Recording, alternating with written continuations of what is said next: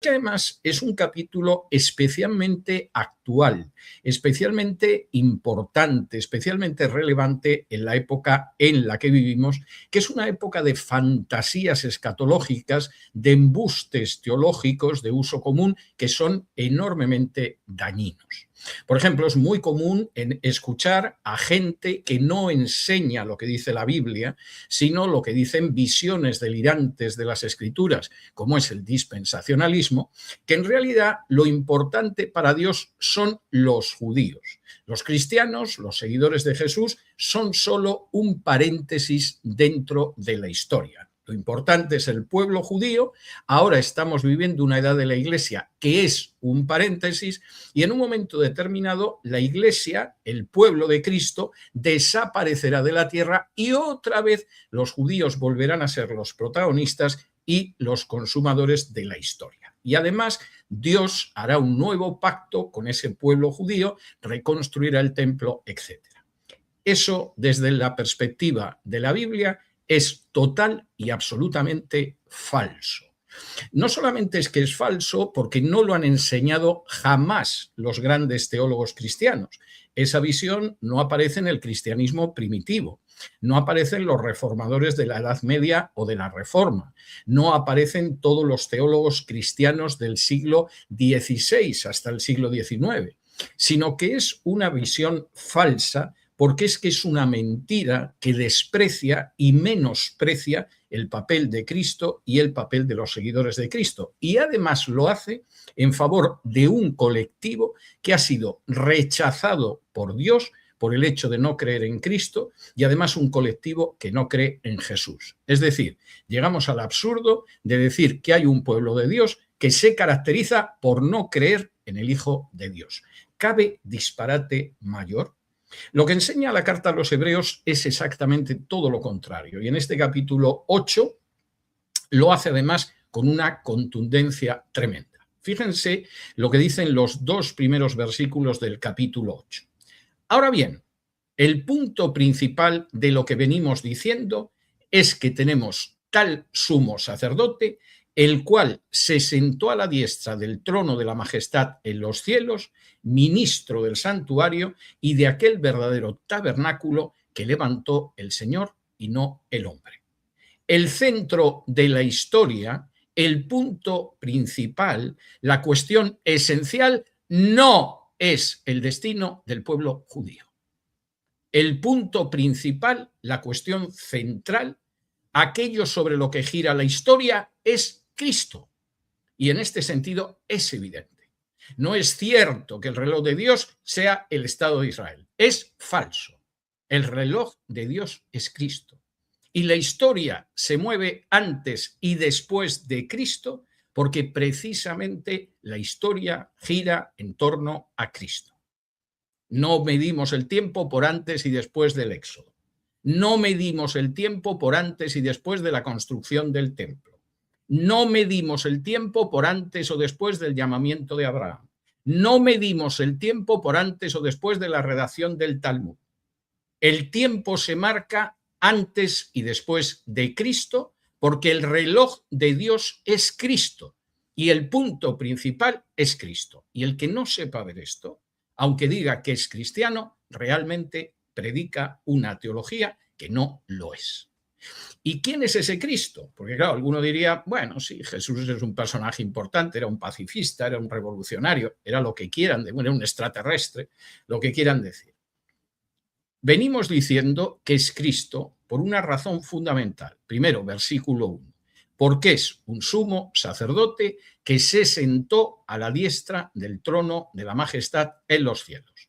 Primero, porque Cristo es el único sumo sacerdote de toda la historia que en vez de sacrificar en pie, como los sacerdotes que había en la época en que se escribió la carta a los hebreos y que actuaban en el templo de Jerusalén, él se pudo sentar porque su sacrificio era un sacrificio completo, porque era el sacrificio de su propia vida. Aquellos sacerdotes del antiguo pacto, de los que descienden los judíos de hoy en día, que se llaman Cohen, Kagan, Kaganovich, etcétera, etcétera, no eran sacerdotes a su altura, jamás se pudieron sentar, sus ofrendas eran de animales, no tenían nada más que un valor simbólico. Pero Cristo, que es el centro de la historia y el punto principal de lo que venimos diciendo, sí se pudo sentar después de realizar la tarea sacerdotal de ofrecerse como víctima por el pecado. Primera cuestión. Y eso lo convierte en lo central. Si tenemos salvación, redención, expiación, propiciación por nuestros pecados, es por Cristo y su sacrificio. Ni templos del pasado, ni templos que no van a existir en el futuro. Es por Cristo. Segundo, porque además Cristo no solo en un momento determinado, con su ofrecimiento, abre el camino de salvación a todo el género humano, sino porque todavía sigue actuando y sigue actuando desde el cielo. Versículo 2, ministro del santuario y de aquel verdadero tabernáculo que levantó el Señor y no el hombre. El autor de la carta a los Hebreos es muy claro. El verdadero ministro del santuario importante no es el sumo sacerdote que ahora hay en Jerusalén ofreciendo el sacrificio del día de Yom Kippur, del día de la expiación. Y ese tabernáculo no es un verdadero tabernáculo, el que todavía existía en Jerusalén. Eso es una copia del tabernáculo que hay en el cielo. El que realmente se presentó en el verdadero tabernáculo y todavía sigue actuando como sumo sacerdote y nos podemos acercar a él porque no se muere, a diferencia de toda esa retahíla de sumos sacerdotes judíos que conocéis, es Cristo. Y su tabernáculo es el tabernáculo levantado por el Señor, no ese templo que a fin de cuentas quien lo construyó es el hombre y eso sí, se amplió en la época de Herodes para que sea más grande. Pero no deja de ser una construcción hecha con manos humanas. Y este sumo sacerdote que es Cristo, por supuesto, hizo un ofrecimiento, pero un ofrecimiento muy superior a lo que podéis ver todavía en el templo de Jerusalén. Versículo 3.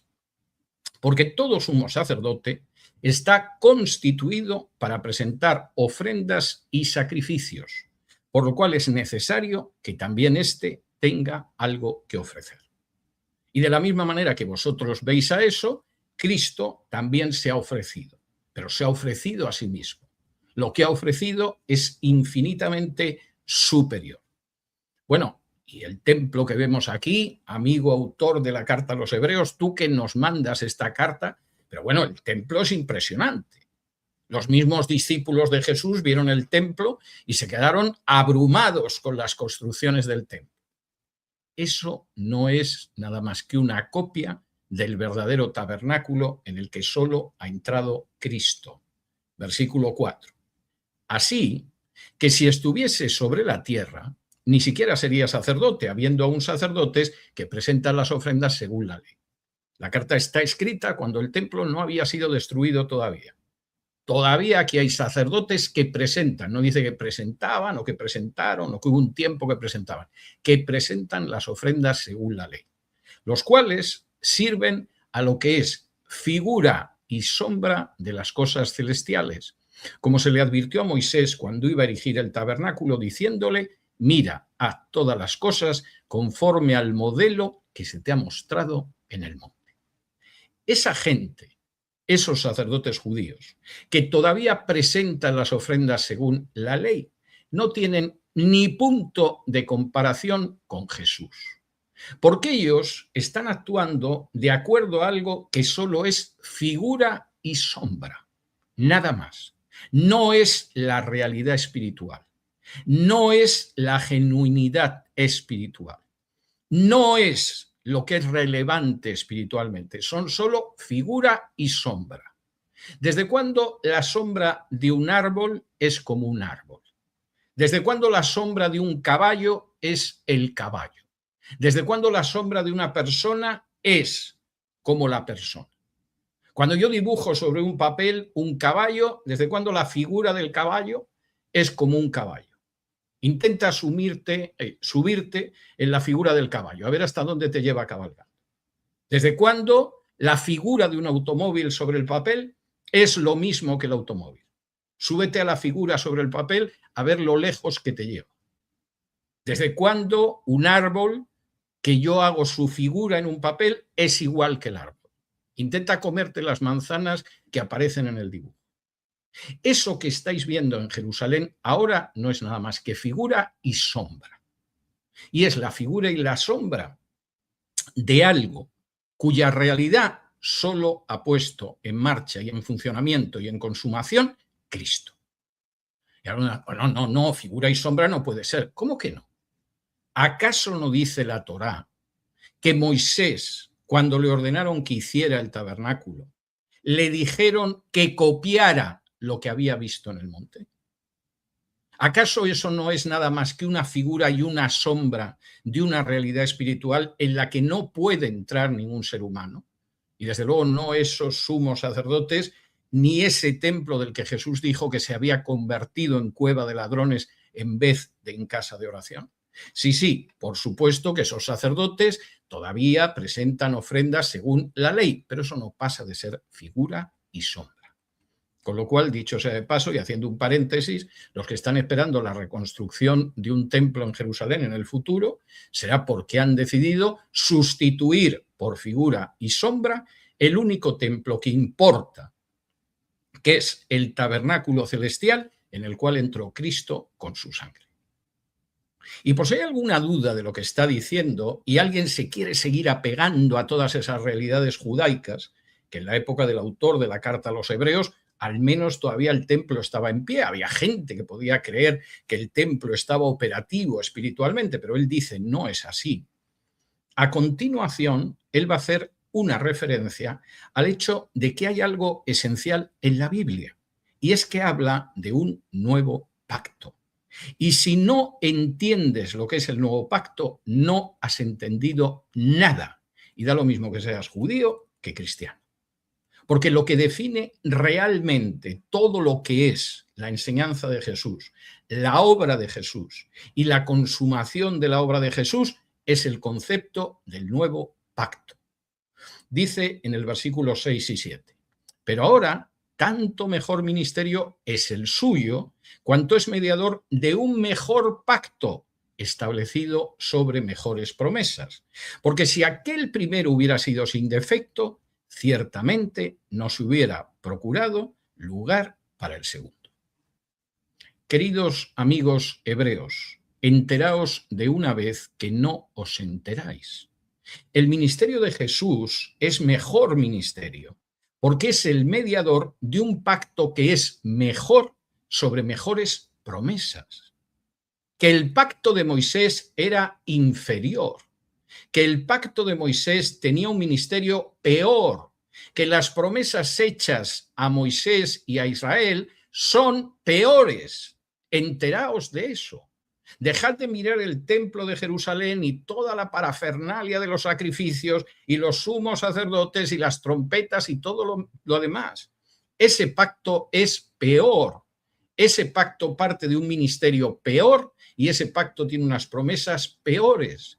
Y no solamente es así, es que no hablaríamos nunca de nuevo pacto si ese pacto fuera suficiente y no tuviera defectos. Si efectivamente la ley de Moisés nos pudiera salvar, si el sistema de sacrificios del templo nos pudiera salvar, si todo el propósito de Dios se consumara ahí, no habría hecho la menor falta que Dios se encarnara y muriera en la cruz por nosotros, ofreciendo su vida como un sacrificio. No hubiera hecho falta. Aquel primer pacto con Moisés, aquel primer pacto con Israel, era un pacto con defecto. Se basaba en sacerdotes humanos que morían y eran pecadores. Se basaba en un sistema de sacrificios de animales. No era nada más que sombra y figura. Y precisamente porque era así, ahora vivimos en el nuevo pacto, el pacto que se basa precisamente en el sacrificio de Cristo. Y esta es la esencia de toda la Biblia, que por eso en su segunda parte se llama Nuevo Testamento, que significa nuevo pacto. El término griego Para el Nuevo Testamento, Hekainé diaceque significa precisamente eso, Nuevo Testamento o Nuevo Pacto. Y es así porque el Antiguo Testamento es algo ya pasado, porque su ministerio era peor, porque su mediador era peor, porque el pacto era peor y porque sus promesas eran peores. Y alguno diría, oye, tú te estás aquí, estás tomando velocidad, te has puesto a correr, te has puesto a meterte con nuestro templo es maravilloso, no hay nada más que verlo. Tiene además una cobertura de oro que cuando le pegan los rayos del sol, eso parece lo nunca visto, tiene unas construcciones de piedra verdaderamente impresionantes. Cuando empieza a correr la sangre de los animales, te das cuenta del poderío del templo y de su sistema sacrificial. ¿Qué estás diciendo? ¿De dónde te estás inventando eso? ¿A dónde viene eso de que este pacto con nosotros los judíos es imperfecto y que hay un mejor pacto? ¿Dónde está eso? Y el autor de la carta a los Hebreos no tiene nada más que decir, pues hombre, está en la Biblia, está en el libro del profeta Jeremías. Y lo voy a citar ahora para que lo veáis. Y el autor de la carta a los Hebreos, a partir del versículo 8, cita literalmente del profeta Jeremías y de la profecía del nuevo pacto. Y dice así, versículos del 8 en adelante. Porque reprendiéndolos, a los judíos, no diciendo, sois maravillosos, haced lo que queráis, sois mi pueblo. Si queréis exterminar a los vecinos, hacedlo. Si queréis bombardear niños, está bien. Si queréis convertir la ciudad de Tel Aviv en la capital gay del Mediterráneo y en la ciudad con las mayores fiestas homosexuales del continente asiático, hacedlo, que para eso sois mis pueblos. Dios jamás ha actuado así con Israel, por si alguien no lo sabe.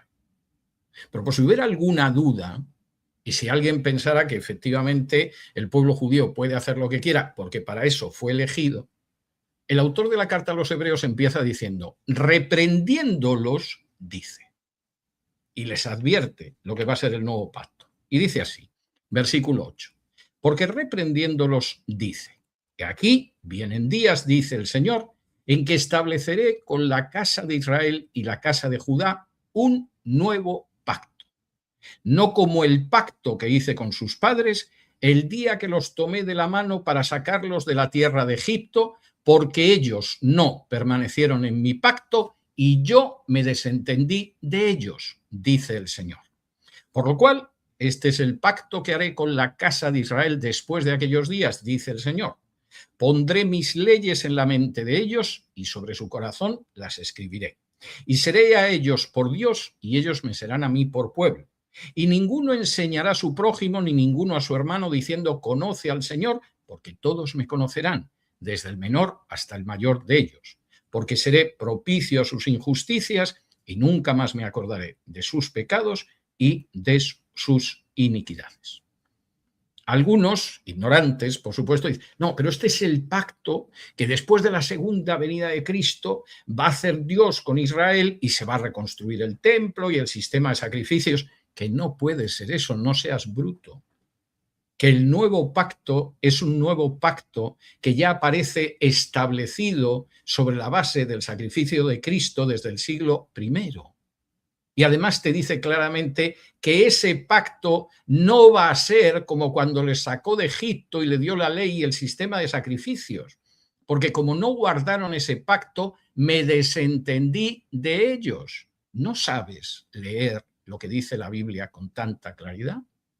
¿Qué caracteriza el nuevo pacto?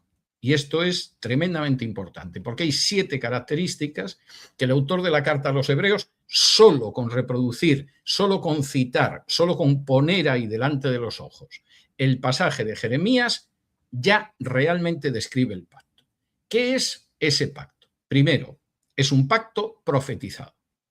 Cuando los primeros cristianos dicen que Jesús es el nuevo pacto, cuando Jesús anuncia el nuevo pacto en su sangre, no se están inventando nada. No es Joseph Smith diciendo que el ángel Moroni le ha dado el libro de Mormón, del que no dice absolutamente nada ningún pasaje de la Biblia. No es Ellen White con sus profecías para dar lugar a esa secta que son los adventistas del séptimo día. En absoluto.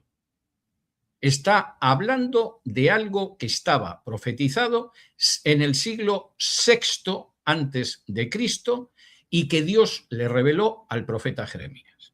El cristianismo no es algo que nos hemos inventado aquí algunos amiguetes, inicialmente judíos, luego se han ido sumando los gentiles, pero esto es un invento. No. Aquí estamos hablando del cumplimiento de las profecías. Dios le dijo a Jeremías que habría un nuevo pacto y un nuevo pacto hay. Segundo, ese nuevo pacto es un nuevo pacto que además es en cumplimiento a todas las promesas que ha ido dando Dios. Esto de nuevo no es algo que alguien se saca de la manga. Esto es el cumplimiento de una serie de promesas. Y esto es muy importante tenerlo en cuenta.